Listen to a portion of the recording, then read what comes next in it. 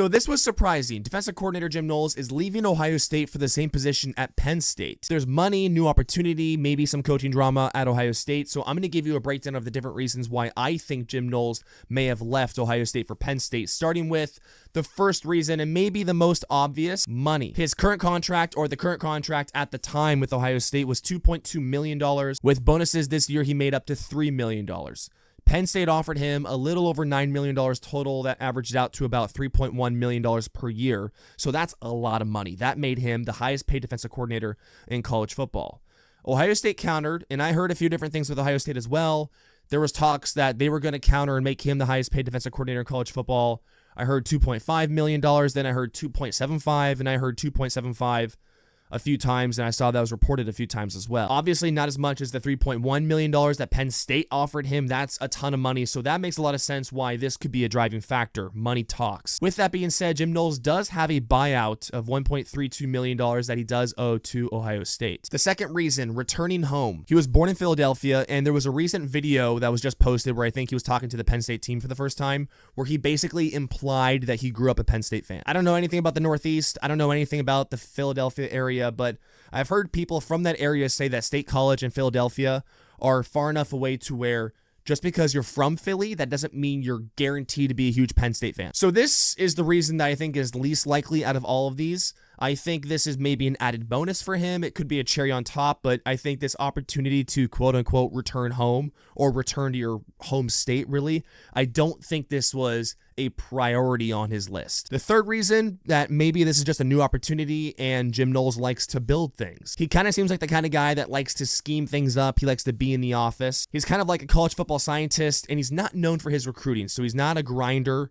in the recruiting world. He's not going to be on the road recruiting like crazy. It doesn't mean he doesn't recruit at all. But when you hire Jim Knowles, he's prioritizing his scheme. He's prioritizing the work that he does with the game plan and being in the office. He comes in, establishes a version of his system. It seems to be fairly complex, and it takes about 3 years or so to fully install his scheme. This was Ohio State's third year in Jim Knowles' scheme, and you saw that pay dividends. They were the best defense in the country this year. They were also pretty good last year. Also, with the new opportunity thing, really good offensive, defensive coordinators in college football don't really last that long. This is 3 years for Jim Knowles. He's 59 years old, so he has a lot of time left to coach football if he wants to.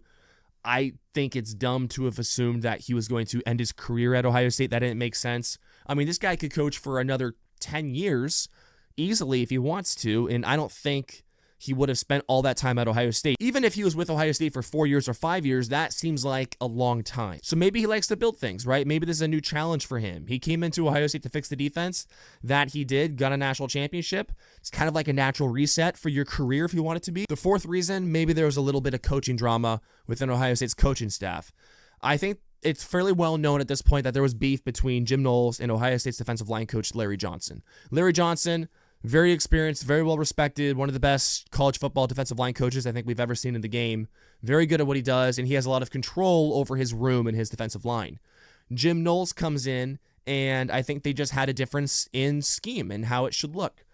Larry Johnson likes to run his four-man fronts. Jim Knowles is known for his three-man fronts, and then with also what they call the jack, which is kind of like that stand-up hybrid linebacker defensive end type player.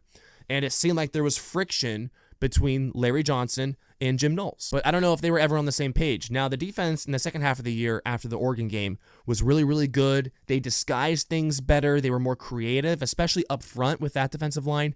Different looks, different pressures. I think they subbed a little bit better. So maybe they figured things out at least the best they could after that loss. But we also have to touch on this Oregon loss because this could have been a turning point for Jim Knowles with his time at Ohio State. After that loss, when Ohio State's defense got torched really for the only time all year, it played really badly. Ryan Day said after that game that he's going to spend more time with the defense. Normally, Ryan Day doesn't do that, right? When he first brought in Jim Knowles, he would always say that Jim Knowles is the head coach of the defense. At that time, Ryan Day was still the play caller on offense. So he was mostly spending his time with the offensive side of the ball, which makes sense if you're the play caller. It seems like if we read between the lines that maybe he gave full control to Jim Knowles to do whatever he wanted to do defensively. Then over the next couple of years, Ryan Day's role changed, right? He's now the CEO of Ohio State football. This is the first year where he has that role and gave up play calling duties. So now he's more involved in everything else outside of the program, but also defensively as well. So after that Oregon loss, Ryan Day, you're the head coach. Even though it's not your specialty, you have to be involved with the defense. Like whatever side of the ball isn't up to par or has to be improved, it doesn't matter if it's your specialty or not.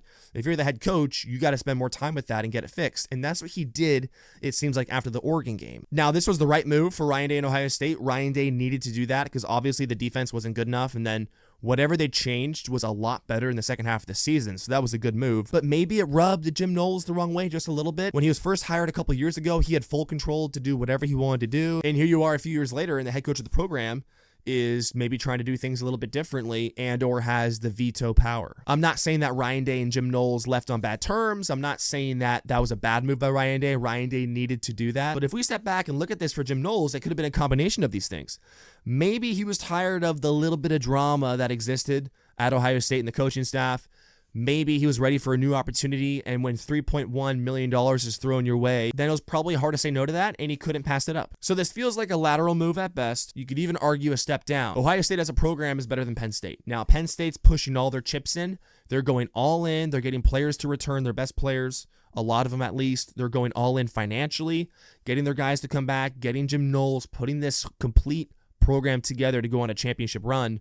Michigan did this 2 years ago. Ohio State did this last year. Penn State's trying to do it this year. So we'll see how this plays out. We'll see if it needs to take a year or two. But if Penn State feels like this could be the missing link to get them over the top, then we'll have to sit back and see how it plays out.